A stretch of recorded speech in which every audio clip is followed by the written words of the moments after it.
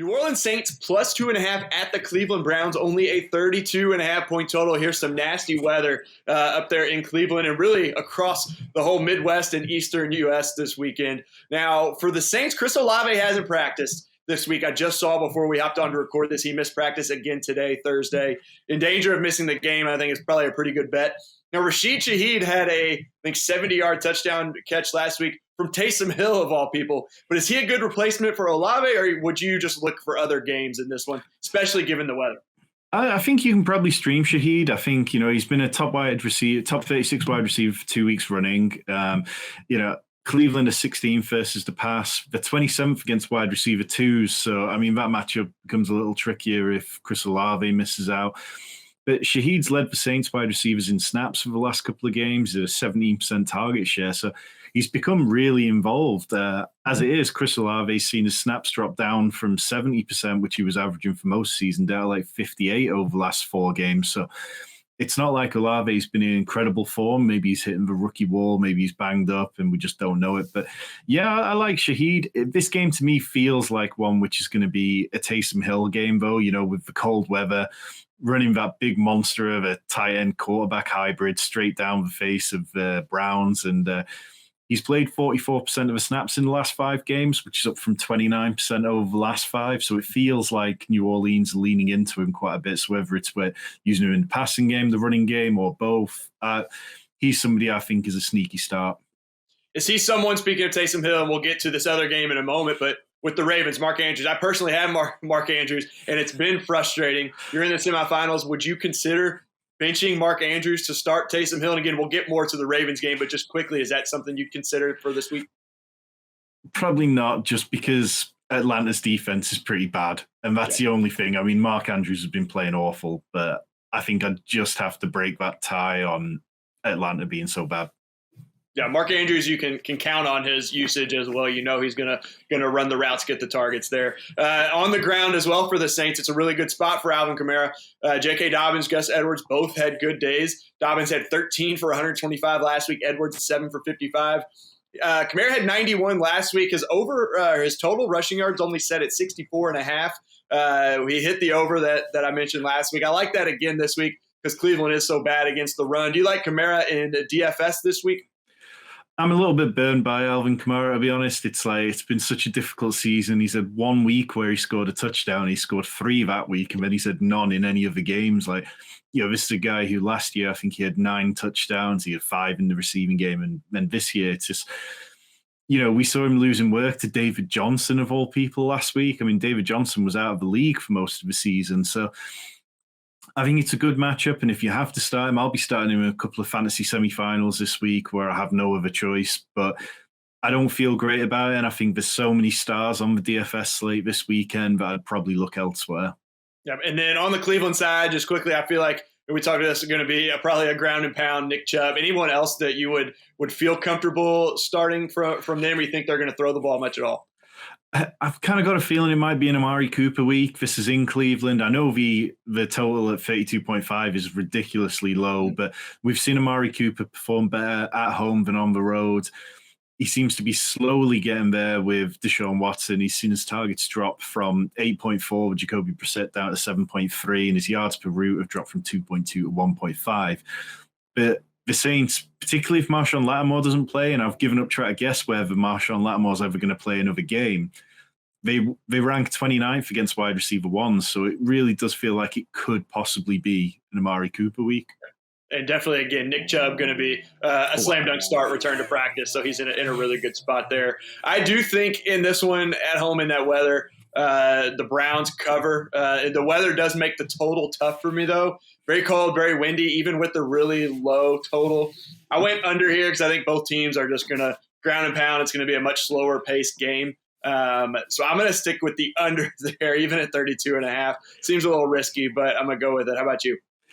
I'm going with the Saints to cover. Again, another really close game I'm fancying. And I'm going with the Saints to win this game because I just feel like it's a spot where they could surprise people. They're not entirely out of the running for their division yet. So, and I'm just going to creep with over. I know that we're, as a site, low on this total, expecting it to be even lower than it is. But 32 just feels too low for me. Maybe I'm being too optimistic.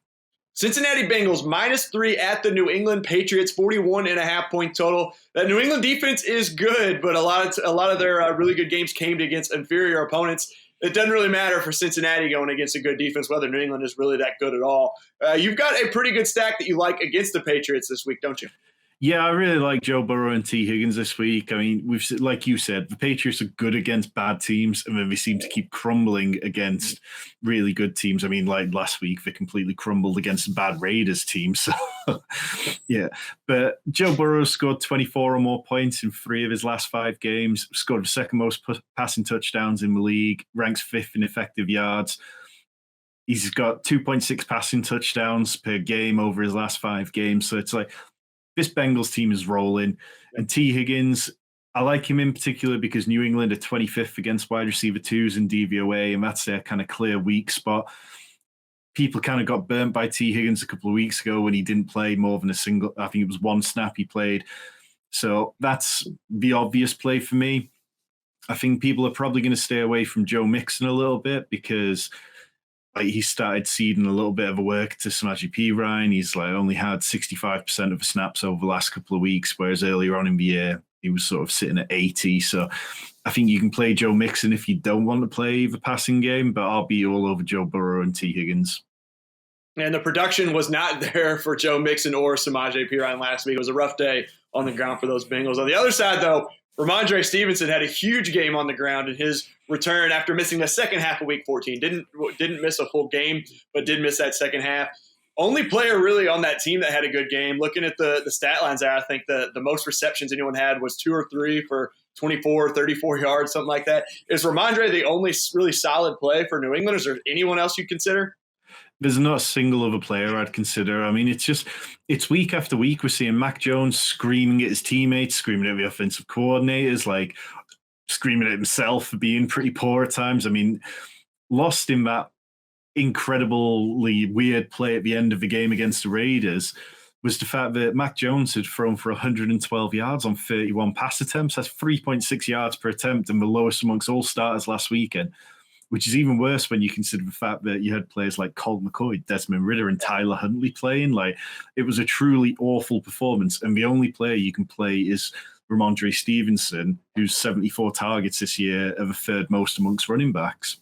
And making that game or that performance look even worse than the fact that those other quarterbacks are out there is Las Vegas has the 2nd worst pass defense in the league and could barely even get over 100 yards. So rough day there. Ramondre, the main one. This one was pretty simple to me, picking it. I think Bengals cover pretty easily, over 41.5. I think the Bengals could get up into the 30s against them there. And New England could score a time or two to get that over 41.5. What do you think? Yeah, I'm going with the same. I feel like the over, maybe we'll just see New England kick a bunch of field goals to get up to sort of 15 points or so. Yeah, I think Nick Folk is the highest scoring kicker in fantasy this year. So good opportunity for him if they can get down the field. Buffalo Bills -8 at the Chicago Bears, 40-point total here. One of the higher totals in some of those bad weather games, but expecting some cold, some wind there up in Chicago. Weather, of course, is a concern, but the Buffalo Bills are used to playing in this as well. I don't really see them having trouble against Chicago. Now, I know you like Stephon Diggs, but what about Gabe Davis? He comes up a lot because he's been very disappointing this year based on draft hype. But Chicago is also only 24th against wide receiver 2s and 21st against deep passes. Is he due for a breakout in the fantasy semifinals? Some of us need him. It'd be really nice if he did, because, like we say, he's been very inconsistent. I think a lot of people will feel very, a big sense of trepidation about whether you can even start him this week. I will say that the Bears over the last 3 games have allowed the 12th fewest fantasy points to opposing wide receivers. So it's not quite as bad as it's been. On the season, they've allowed the 6th most. So it was a weakness. But in recent weeks, whether that's because teams haven't felt the need to throw on them or not, they just haven't been giving up those points. I think he's definitely somebody I'd consider playing in DFS stacks. I think you can really aggressively attack this game. It feels like a lot of people are going to count on Josh Allen's rushing yards, but Stephon Diggs has been incredible. He's scored over 20 points in 8 games this year. And if you're adding him into it, if you add Gabe Davis into it as well and just really hope this game turns into a high points total and that a lot of the others hit the under, then you could be in for a big week. Yeah, that Buffalo defense hasn't been what we thought it was going to be this year, really giving up some points to opponents. And then with Gabe Davis, as we know, and kind of the tough part, all it takes is one long touchdown pass for him. So it's really hard to sit him. I've currently got him in my second flex spot in my home league semifinals. So I think I'm going to stick with him, but I'm definitely looking at the options out there. On the other side, we know Fields is going to run the ball, so he's going to be a good play there, I think. But can he do enough passing to lift up anyone else around him, or is Fields the only play based on his legs? I'm not playing anyone else but Fields. I think, you mentioned it, this Buffalo pass defense hasn't been what we expected, but it just seems like the only thing really going is the ground game for Chicago. They should get Khalil Herbert back this weekend. I'm excited to see him. I mean, he's missed 4 games, but he has more rushing yards than Alvin Kamara, Leonard Fournette, DeAndre Swift. He looked really explosive at times earlier this season, and he's a much more exciting running back than David Montgomery, in my opinion. Cole Kmet, he had those 2 weeks where he blew up in week 9 and 10, but since then he's finished as a Titan 17, 24, 6, and then 22. So there's nothing really to count on. And we saw Justin Fields say earlier this week that he'd like to go for the all-time QB rushing record, which Lamar Jackson has. It's 1,206 yards. He needs 70 yards per game to get there, and it just feels like they're really going to lean into that. Yeah, they're going to give him a lot of run. And between Kmet and Gabe Davis, 2 very highly hyped players in the offseason and draft season that have really disappointed aside from a couple of weeks. We call them better. They're better in best ball players, those guys. Yeah, absolutely. Now, what do you like there? I'll let you take this one first. Buffalo -8 and that 40-point total. I've gone with Chicago to cover. I feel like -8 might be giving a little too much to Buffalo, but I've gone with the over as well. I feel like both these teams, Buffalo can do it through the air in any weather, and Chicago, their ground game's been reliable enough that they can probably put up points, and Chicago just seems to lose games, but they're almost in with a chance with winning. Yeah, I'm with you there. I like the over 40 as well. I think the Bills thrive, like you said, in any type of weather. Seattle Seahawks +10 at the Kansas City Chiefs, 49-point total. I believe this is the highest total of the week. Still going to be some cold weather there in the Midwest and Chicago as well. No Tyler Lockett, though, for Seattle. Are you expecting just a monster target share in a huge game for DK Metcalf, or Marquise Goodwin going to get a decent enough amount of work to be considered a startable flex in season long and a good DFS play? Yeah, I like both of them. I think DK Metcalf looks like a really obvious play. I mean, he's scored over 17 PPR points in half his games this year. Now you're going to take Tyler Lockett out of the mix. And Marquise Goodwin doesn't run all his routes in the same way that Tyler Lockett does. So it doesn't feel exactly transferable, but he's played a lot this season, and I'm sure that he's going to see a good bump in usage. The Chiefs rank 32nd against wide receiver ones. They're allowing the 3rd most yardage to them. So it feels like DK will have his monster day. They've allowed 12 wide receivers to score 15 or more PPR points. They're not a good passing defense. So, yeah, I feel like you can play both of them. I feel like you can play Kenneth Walker if you need to. And, if you're in a real pinch, Noah Fant's been in nice form of late. And looking at someone like Marquise Goodwin, is that someone you'd play over I know we talked about Gabe Davis in our Buffalo one, and a lot of people I've seen him very close in the rankings. Which of those do you prefer if you had to take your pick there? Just fringe just towards Marquise Goodwin. It wouldn't be by a lot, but I like, the higher over-under in this game, and with Kansas defense being worse against the pass, I just feel like that's an area where he could be good. I was thinking the same thing. I think the volume will be there a little bit more for Marquise Goodwin. The Chiefs are in the top half. They're not top 10, but top half in blitz rate, I believe. This also could be a lot of passes over the middle for Goodwin there as well. And did score a couple touchdowns way back week 6 or 7 when DK Metcalf left early. So I would lean the same way there with you on Marquise Goodwin. On the other side, we had another big game from Jerick McKinnon in a surprisingly close game against the Texans last week. Scored the game-winning touchdown in overtime. Is he the better play over Pacheco? We know Pacheco still gets a lot of that early down work and was still involved, and they're 10-point favorites again this week. Yeah, I think I'm kind of leaning into McKinnon. A couple of weeks ago, I was feeling there was more Pacheco's role, but we've seen McKinnon doesn't get game scripted out of it. He gets the receiving work. He's also getting involved near the goal lines at time, and that's where all the fantasy points come from. You look at someone like Jamal Williams, when he's not scoring touchdowns, he's completely worthless, but with McKinnon, he's seeing that receiving usage. He's scoring touchdowns. And it was only a couple of weeks ago we heard reports out of Kansas City that he's the most trusted of the running backs in that room. So I really like him. And the Seahawks, they just can't defend running backs at all in any shape of the game. And then Travis Kelce, always a good play, especially this week. Seattle, 28th against tight ends. Seattle also dead last against wide receiver twos. Do you envision that being more Kadarius Toney or Marquez Valdez-Scantling if they're still going to kind of work Toney back in after coming back from injury?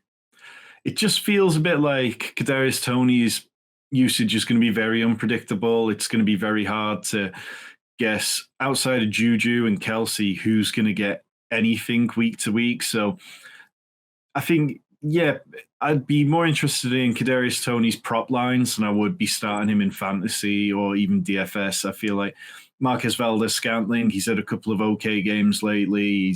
He's not what we hoped he might be in that offense, but he's been on the field more consistently. Yeah, and Kelce almost kind of as wide receiver one and Juju kind of a wide receiver two. Doesn't work that way by our numbers, obviously, because Kelce's a tight end. But those two guys, really the ones that, like you said, you can count on there. Now, this one, these big totals, I've gone with the favorites a lot this year. It hasn't always been great, but sometimes it has been. In this one, though, I like Seattle to cover, maybe like a backdoor cover late. I do think they've kind of struggled a little bit lately, but I think they're able to score some points, especially against that Chiefs defense that really hasn't been that great.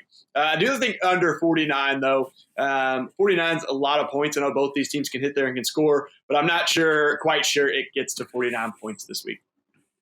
Well, I'm with you on everything apart from the points total. I'm just hoping for some big points totals to drive home some fantasy goodness. Yeah, hoping to get up into the 60s, and there's been a lot of fantasy goodness between those two teams this year, and that is Seattle at Kansas City. New York Giants +4 at Minnesota Vikings, 48-point total. Both the running backs in this game, Saquon Barkley and Dalvin Cook, have good matchups. Which do you prefer between Dalvin and Barkley? I'm going to lean with Barkley. I mean, he was able to rush for 87 yards last week, and he looked much fresher than he had done in quite a long time. He also saw a season high in targets with 8. Vikings ranked 26th against as running backs as receivers. So that feels like an area of the game you can really capitalize on. And then TJ Hawkinson for Minnesota did have a quiet week in a game the Vikings played from way behind to come back and win, we know. Good bounce back spot this week? Yeah, I think so. I think, the Giants haven't been anything special against tight ends this year. They've given up plenty of points and touchdowns at times. So Hawkinson, he's not somebody who's been an every week sort of great player. But since that trade, he's tied with, I think, it's only Travis Kelce who's got more targets than him. Yeah, good spot there for him. 45.5 receiving yards is his prop line there. I would like the over there. You said in a good spot there, getting the targets. So I think he gets over there. And then Vikings 5th in DVOA against wide receiver 2, but only 25th defending short passes. So Darius Slayton is the popular receiver for the Giants. What about Richie James this week? Yeah, I love Richie James. Just expanding on that point that you mentioned, the Vikings are really struggling against slot receivers in general. They've allowed the second most fantasy points to them. Richie James has lined up in the slot on 82% of his snaps this season. He's averaging 5.8 targets over the last 4 games. He's very cheap this weekend, and he just feels like the kind of player that if you want some leverage off playing Saquon Barkley, he feels like the easy pivot. And Giants going into Minnesota, 4-point underdogs here. Every Vikings game seems to be close. So I'm taking the Giants to cover, but Vikings to win there at home. And over 48, I think there's going to be a lot of points between these two offenses against these defenses. I'm going with Minnesota to cover and to win this one and going with the over. I just feel like the Giants are fading quite quickly. They possibly got a little bit lucky against Washington last week, but we don't need to get into that. Yeah. Expecting a lot of points there. Atlanta Falcons +7 at Baltimore Ravens, 35.5-point total. Now, Atlanta is bad against both the pass and the run. They're 26th or worse in DVOA against each. But given the Ravens passing game situation and Lamar Jackson has been ruled out, it is going to be Tyler Huntley starting. The running game is probably the best bet in this one, would you say? Yeah, definitely. And J.K. Dobbins hasn't really been priced up to a level which I would have expected him to be. He's only 5,800, and we saw in the last 2 weeks since he came back from IR, he leads all running backs in rushing yards with 245.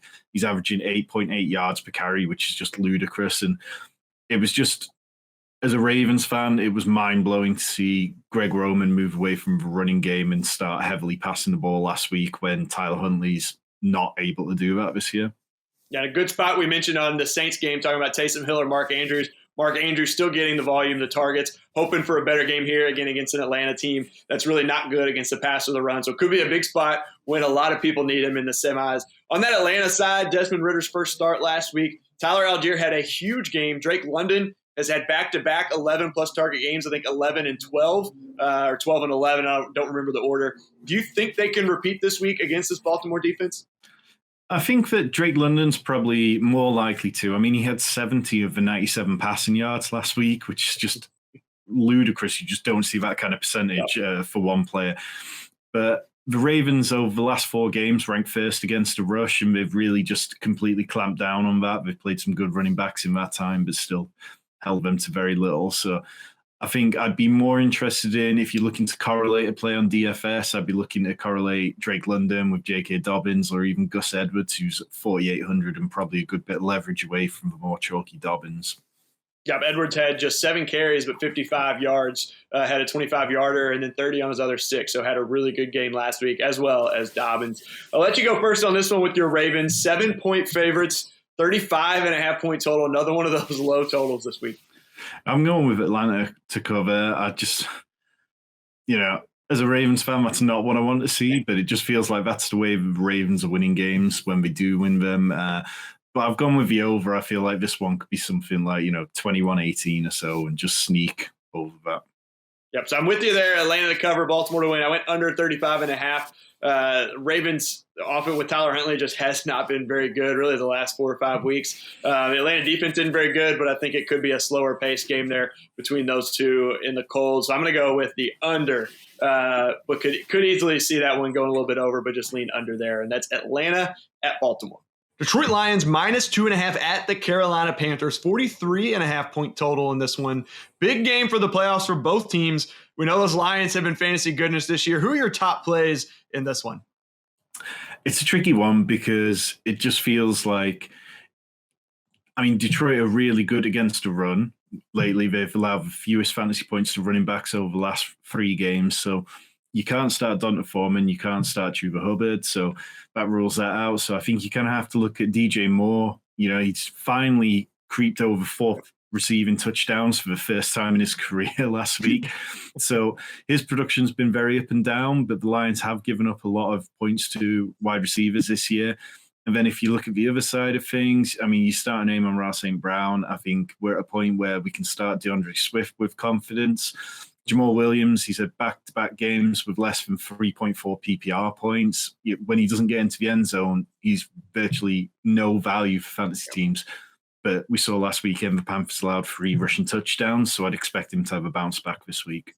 Yeah, so Lions, Panthers there. Lions minus 2.5 on the road.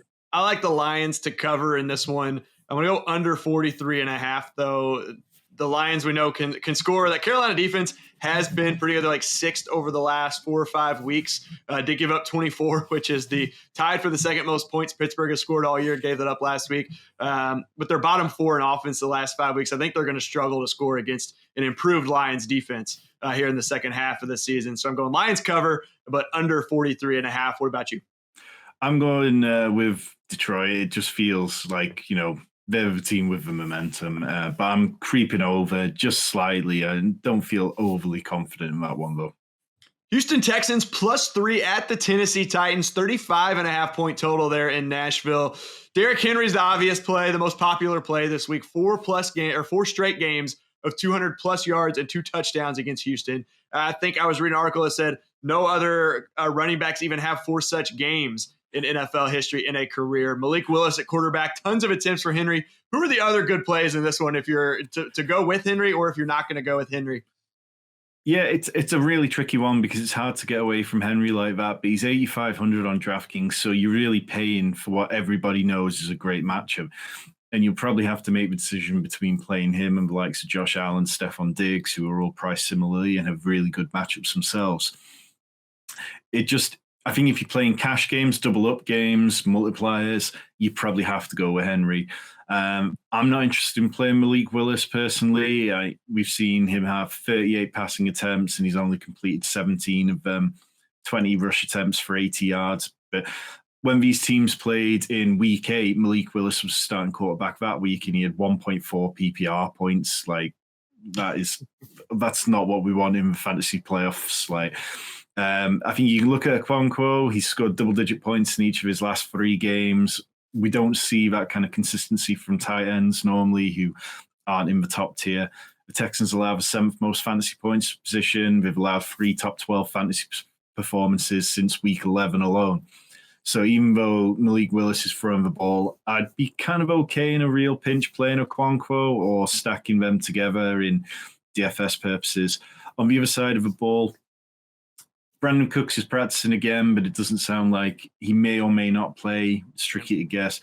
The Titans' pass defense is 31st in DVOA over the last 4 games. They've also allowed the 3rd most deep targets over the last 4, which is an area Chris Moore's been really used. He's had 6 deep targets in the last 2 games, so I quite like him at 4,700. Yeah, and we talked about the week Josh Jacobs was very highly owned or played. In this one with Henry, is this the type of game where you would go with him because if he has a great game, you're probably not going to win? Or would you go the opposite way and say maybe the Texans just load up to stop Henry, make Malik Willis beat him, and then if he doesn't have a good game, you are ahead of a bunch of other people who have started Henry? I think it's really tricky, and I think it's one of those where if you're just making one lineup, then you've really got to decide where you're most confident when it comes to these high-priced players this week, whether that's Josh Allen, Stephon Diggs, or whether you'd rather go with Derrick Henry and really lean into that in this cold weather. This is in Tennessee, which, is warmer than some areas in the country, but, it's not in Houston, it's not in the Dome. And if Derrick Henry gets rolling, I mean, people just can't stop him. He just shatters them. So it's a really tricky one. I think you can definitely take stands against it in DFS. And if you're going to do that, I would lean all the way into it and just avoid this game in general in case Malik Willis isn't able to keep the offense on the field. Yeah, I tried to trade for Derrick Henry just about every single week in my home league just for this game. And, of course, I'm playing against him. So if he can get 100 yards and just 1 touchdown, I think that'll be a win for most people who have to play against him who are pretty much expecting him to go over 30 points. So going to be a very tense day watching that score and that box score there down in Tennessee. Now, Titans 3-point favorites. I like them to cover at home. You mentioned cold weather. The Texans coming out of the Dome. They're playing a little bit better lately, but they're trying to hold on to that division, trying to keep the Jaguars at bay. It's being recorded on Thursday, so we don't know whether the Jaguars won or lost on Thursday night, but the Titans will, but still, they're going to want to win that division.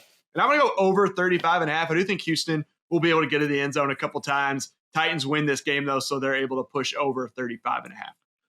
I'm going with the Titans to win this game and cover, but I'll go with the under. It feels like something messy, like 21-12 or something ugly. Washington Commanders +7 at the San Francisco 49ers, just a 38-point total here, kind of in the middle of the pack this week. Got 2 really good defenses in this one. San Francisco number 1 over the last 5 weeks. Washington is 5th. You're obviously starting guys like Christian McCaffrey, George Kittle, Terry McLaurin in season long. But Tom, who are the best plays from a DFS perspective in this one? I think it's a really tricky game because, San Francisco's defense has been really good. Their main weakness is against wide receiver threes or wide receiver others, as we classify them on Football Outsiders. So maybe Curtis Samuel is the kind of player who gets there this week. They've allowed 15th most points to wide receivers in the last 3 games. So it's not like, they're kind of in the middle of the pack. They're not completely shutting things down. So Curtis Samuel I quite like Antonio Gibson as well. I feel like if you can put the Commanders into a negative game script and they're having to pass the ball to their running backs quickly, getting the ball out to avoid that Niners pass rush, then maybe it's a good game for him. But that's kind of about as much as I've got. I'm not sure I could start Terry McLaurin or Jahan Dotson in DFS this week, and largely it's a game I'll probably fade for DFS purposes. Yeah, Commanders probably going to have to throw the ball a lot. Would expect San Francisco, as well as Brock Purdy's been playing. But this could be the game where he falters a little bit, but probably going to be up there. 7-point favorites.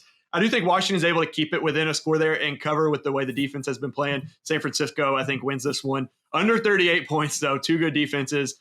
Again, I think they're going to make it tough. So I don't think there's a whole lot of scoring in this one. Yeah, I'm going to lean with San Francisco on this side. I think it's just Taylor Heineke leads the league in turnover-worthy plays, and it just feels like San Francisco's defense could end up picking him off a couple of times, picking up a couple of defensive touchdowns. So I've gone with that, but I've gone with the under here. Yeah, if you're able or if you're fortunate enough to have the San Francisco 49ers in season long, could be a good one here. Philadelphia Eagles +5 at the Dallas Cowboys, 47-point total, huge rivalry. Gardner Minshew now steps in to face Dallas with Jalen Hurts out this weekend, which means perhaps more passing than we're accustomed to Philly, although they have been in the middle of the pack in rush rate lately. They were third highest rush rate, or on the year they have the third highest rush rate, right around the middle of the pack in their last three. So how does Gardner Minshew being inserted into this lineup at quarterback impact A.J. Brown, Devontae Smith, and even Dallas Goedert if he does indeed end up playing? Yeah, I mean, this Cowboys defense earlier on in the season, they looked dominant, but lately they've fallen off. They ranked 24th in passing defense over the last 4 games. So I mean, you can start A.J. Brown, you can start Devonta Smith, and if Dallas Goedert plays, you can start him as well. Minshew played 2 full games last year, scored over 18 fantasy points in both, threw the ball an average of 29 times in each of them. He had 39 completions, 428 yards. If we do get any word that the Eagles might be looking to rest a couple more of their starters, which we've not had so far, but Quez Watkins played in both games with Minshew last year. He totaled 10 targets for 8 catches and 144 yards and a touchdown. So I feel like he's got some sneaky upside there. But Devonta Smith was productive with him. I think Dallas Goedert was fairly okay with him. He only played in one of the games. So really, I don't have too many worries about anyone on the Philly side of this. Yeah, Philly can lock up the 1 seed in the NFC. I believe they're 3 games ahead of San Francisco, and only 2 games ahead of Minnesota have the tiebreaker, though. So a win here would lock that up for them. So next week could be talking about resting some starters with Philadelphia, especially. Yeah, could be potential this week with Minshew in there. And the Dallas defense you mentioned, not been great against the pass. They're down 2 of their top 3 corners.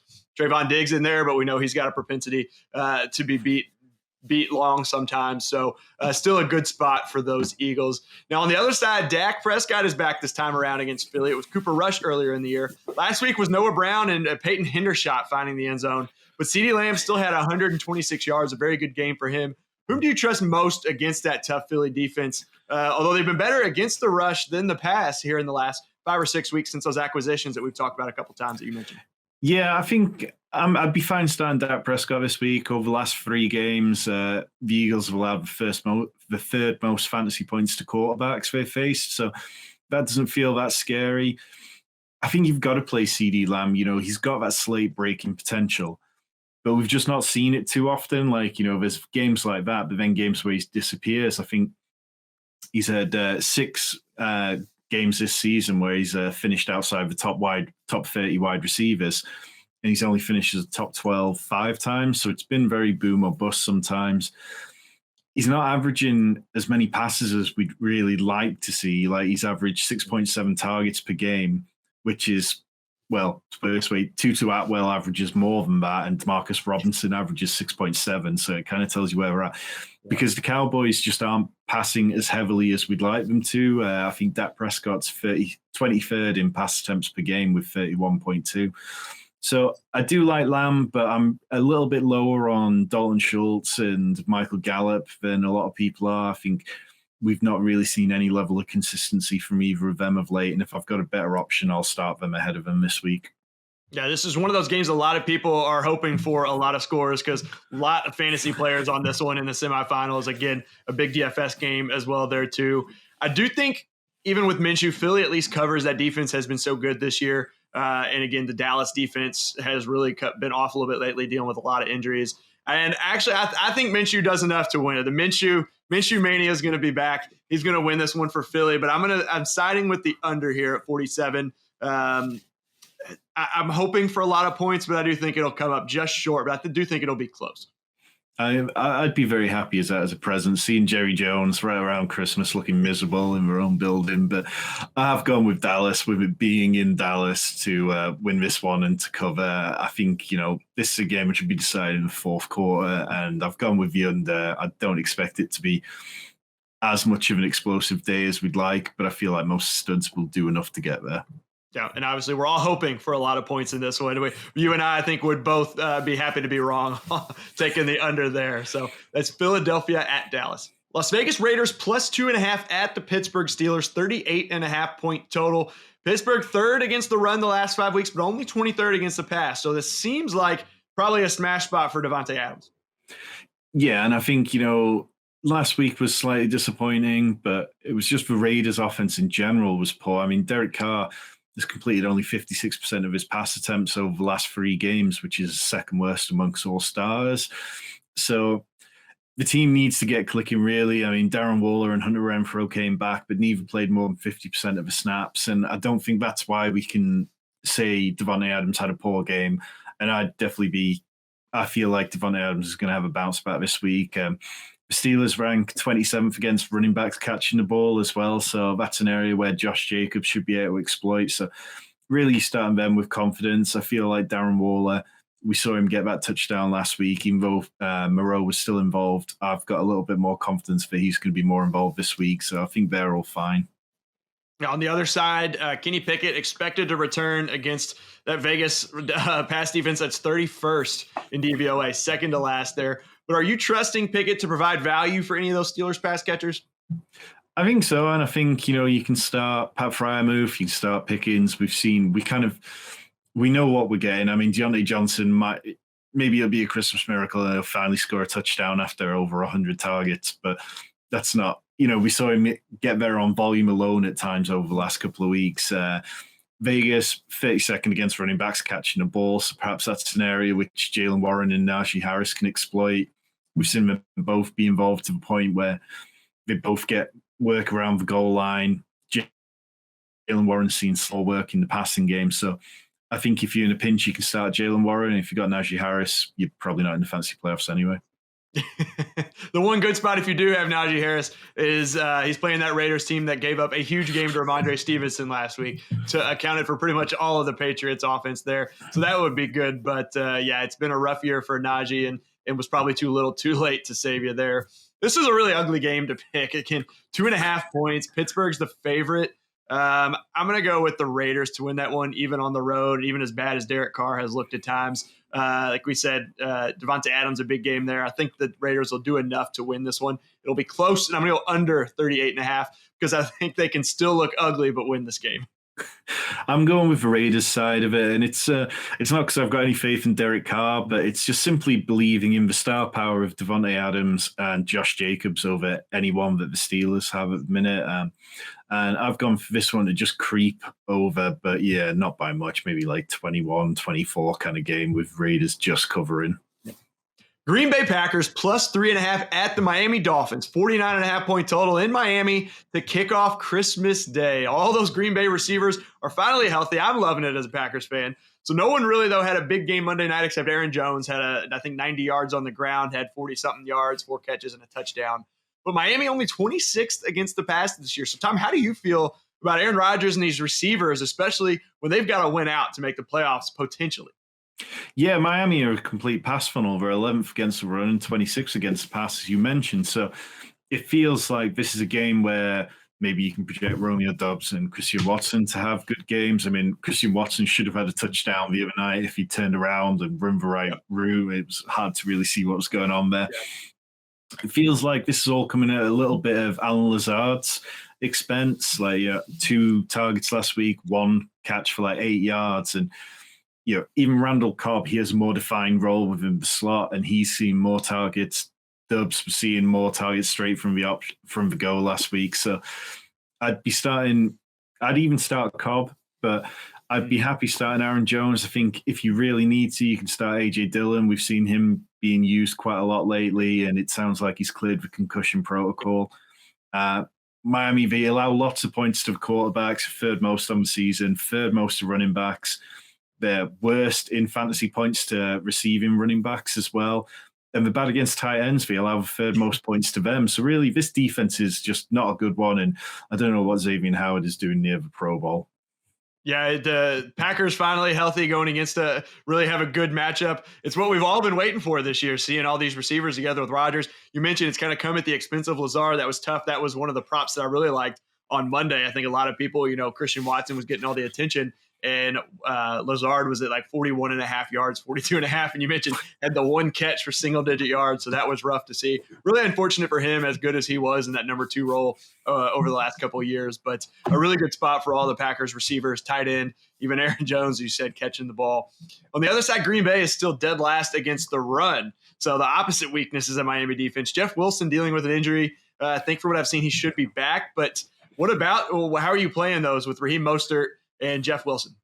I'd say I've got more confidence in Raheem Mostert right now. I think if you need to start Jeff Wilson, you definitely can, though, because if he plays in any fashion, then he'll be probably, even if he's picking up just a couple of touchdowns or something like that and limited work, he should be able to get there. Green Bay are allowing the second fewest fantasy points to wide receivers in the last 3 games. So it's like their passing defense has picked up a little bit. I think they're particularly strong against wide receiver too. So perhaps this is a week where we see another down week from Jalen Waddle after last week's big game. But I mean, you're not benching Jalen Waddle at this point in the season. So you just got to lean into it and hope that they buck the trend. Yeah, I'm going against Jalen Waddle. So I'm hoping for one of those down weeks. So what you're saying is making me feel pretty good, but I'm always a little pessimistic when it comes to fantasy football, so I can't really be let down. But this one, again, another close game, 3.5 point total here. I think the Packers cover, and I'm going to say they sneak it out. They're going to keep their playoff hopes alive, again, all healthy. As good as the offense has been over the last few weeks, we've seen them look kind of bad at times throughout the games. So I'm going to go under 49.5 points. And again, I think to your point, the pass defense has been really good as be able to slow down Miami a little bit, who really hasn't been playing as well as they were earlier in the year. Yeah, I'm just leaning towards Miami a little bit. I think what they have going as a team feels more cohesive and more consistent, even though they've been playing a little worse over the last few weeks. And but I'm leaning into the over for this one, really hoping that this is going to be one of the games that delivers a big amount of fantasy points this weekend. Yeah, another one with a lot of big players that people are counting on there. And that's Green Bay at Miami to kick off Christmas Day. Denver Broncos minus 2.5 at the Los Angeles Rams, 36.5 point total, the middle game there on Christmas Day. Ugly game all around. Really all I got for you, Tom, in this one. Perhaps the defenses are the best plays here. Yeah, definitely. And I mean, you look at that over under, and I was starting to think, okay, well, how many times can Denver pick off Baker Mayfield? Mm-hmm. Because we saw in that first game where he made the debut, he looked really good at times. But then last week, he was back to his old self, full of confidence, stepping into things and then throwing interceptions that no other quarterback is going to try and do. So really, this could be the kind of game where the Broncos pass defense picks up at least one score. And outside of that, I mean, you can't start anyone on the Rams side of it, regardless of how well Tutu Atwell's played above expectations, regardless of the fact that Tyler Higbee finally got his first touchdown of the season last week. This Broncos defense is just really good at draining the life out of games. And I think you can play Cam Akers as a real push. I mean, he had 83% of running back opportunities last week, and he's the only good part of this offense. It just seems like Kyron Williams has been minimalized a little bit over the last couple of weeks, and this is now Akers' role. Yeah, you mentioned the interceptions from Baker. They also lost another offensive lineman last week for the rest of the year, so could get some sacks racked up there for that defense, that Broncos defense as well. Surprisingly, too, I was looking at them. Fantasy, they actually, I think it was accurate, have not scored a defensive touchdown this year, which is a little surprising with them. So hoping this is the first week for a lot of people who have Denver that are expecting some sacks, maybe some sack fumbles, pick six, something, as you said, to get a touchdown there would be big. Broncos, I do think, win this one on the road. Your point, the defense is very good. Russell Wilson will be back in the lineup. Hasn't been good, but I think he'll be better than Baker Mayfield. And I've got under 36.5. I wrote down here just because LOL. I'm not expecting a lot of points. Maybe the defenses do get enough to push it over, but I think under 36.5. Completely agreed with you there. I think earlier on in the week, I was kind of toying with maybe going towards the Rams side if Brett Rypien had started. But with Russ there, it feels crazy to say, but I feel like he can kind of keep the offense moving enough that this Rams side just isn't in it. Yeah, Cortland Sutton may be back too. I haven't seen official word. I think he was limited this week, so that would be a boost for them as well. And that's Denver at the Los Angeles Rams. Tampa Bay Buccaneers -7.5 at the Arizona Cardinals, 40.5 point total on this one. A little bit higher, I think, than I would have expected based on some of these other games. Trace McSorley getting the start for Arizona through 2 interceptions on 15 pass attempts last week.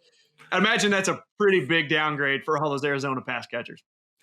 Yeah, definitely. And I think if you really want to clutch at straws, we can look back to the fact that he and Marquise Brown have known each other for a while now. They're both in Baltimore for a couple of seasons before they both ended up in Arizona. So there were games where McSorley played and he had a bit of a rapport with Brown, but we didn't see that last week. A lot of the passes were going to DeAndre Hopkins and they weren't particularly great. I think you have to downgrade James Conner.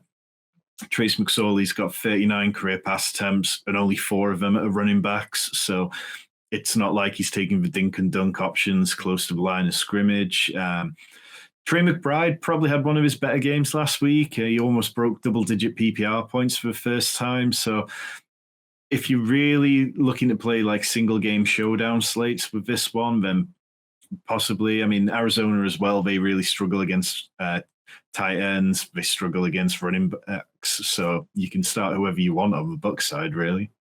Yeah, Chris Godwin continues to thrive for Tampa Bay. Arizona only 30th defending short passes. He's had his lowest average depth of target this year of his career. And you mentioned the rapport with McSorley and Marquise Brown. I think it was those two that connected in that game. I don't know if you remember against Pittsburgh a couple years ago. It was like Wednesday afternoon football, and they made it a game late. So maybe hoping for a little bit more of that this weekend, but not necessarily counting on it. Yeah, and just touching a little bit more on the Bucs, I think, Mike Evans, if he was clearly being scripted a lot of passes early last week, they came out and passed heavily to him early on. It was his most productive fantasy performance in the last 6 weeks, and it was only 13 PPR points, but it was his first game over 60 yards in 7 weeks, so you've kind of got to take what you can do. Russell Gage, 2 touchdowns last week. He now leads all Bucs pass catchers with 4, which says everything you need to know about how their season's going. But in a dome, in Arizona, I feel like there's maybe some sneaky fantasy goodness there on the Bucs side of things. Yeah, any reason to avoid Chris Godwin as good as he's been? You think they will try and get Mike Evans more involved, or he's going to see that same volume? No, I've got enough confidence that this week for the Bucs, there's enough points to go around. Right. And then one last question here. You mentioned Arizona, worst against tight ends, allowing 15 fantasy points per game. Who's the better play? That Cameron Brate had more targets last week, but I think he and Cade Otton were tied in receptions. Otton caught 1 of 1. I think Brate was 1 of 5 or 2 of 5. Who do you like better there? I quite like Otton. He's kind of come along quite nicely as the season's gone on. I think, Brate is what he is. He's been on the Bucs for years now, and he's never really been a consistent performer, whereas Otton seems to have a slightly higher ceiling. Tampa Bay 7.5 point favorites. I like Tampa Bay to cover, even as bad as they've looked at times this year as well. I think under 45 with Tampa Bay doing most of the scoring in this one. Not expecting a lot from that Arizona offense with McSorley. How about you? Yeah, I completely agree with you there. It's just very hard to see this one being good for Arizona. Los Angeles Chargers -5 at Indianapolis Colts. 46 point total here on Monday nights. Day after Christmas, Boxing Day over there for you, I believe, right, Tom? Yeah, that's right, yeah. The day after Christmas, we've got BDN, Nick Foles under center for the Colts. I imagine he's an upgrade and gives you a little bit more of a positive outlook on this Colts offense, but how much? Yeah, it's kind of tricky to know, really. I mean, we saw him play a couple of games like over the last couple of years. Like last year, I think he was he on the Jags when he played against the Seahawks? He had 15 points in fantasy that week. You kind of look back, and outside of that stretch with the Eagles, he's never been incredible. And he's more of a cult figure than anything else at this point. But Matt Ryan was playing bad, even in that game where there were all these points generated against the Vikings. Most of them were coming from defense. So, yeah, Paris Campbell, he had that 3-game stretch with Matt Ryan where he was a top 12 wide receiver, but in 4 games following, he's had like 6 PPR points a game.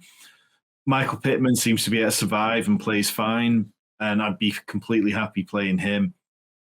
As far as the running backs go, I mean, Zach Moss outcarried Deion Jackson 24-13. But then this week, they also signed Jordan Wilkins to the regular squad. So it feels like that's going to be a heavy committee approach. And outside of Michael Pittman, it's not really anybody I'd like to start there.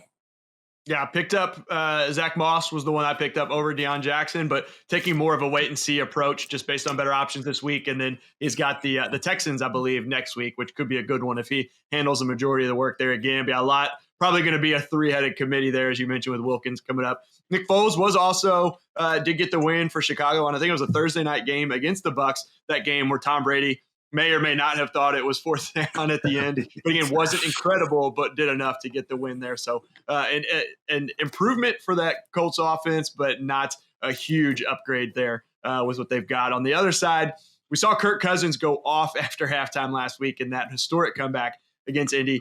Justin Herbert, the Chargers, probably all solid plays in that last game of the week for season-long semifinals matchups. It's going to be a big one. There's going to be a lot riding on this game, I think, for a lot of people. Yeah, definitely. I mean, the Indy defense over the last 3 games, they've given up the 5th most fantasy points to quarterbacks, the most to running backs, the 2nd most to wide receivers. The only position they're remotely good against over those 3 games has been the tight end, where they're 15th most in fantasy points. So perhaps you can tell yourself a story where Gerald Everett isn't worth playing this week, but the Chargers have just been improving on all areas since Keenan Allen got back, since Mike Williams got back. Justin Herbert seems to be playing a lot better. I know last week against the Titans wasn't overly pretty and it wasn't the shootout, which I'd hoped it would be, but their defense is playing better now. They've tightened up against the run. I think they're 8th over the last 3 games. And there's no real obvious area to target against them. So if I'm playing this game from a DFS purpose, I'll just be heavily playing the Chargers side of things.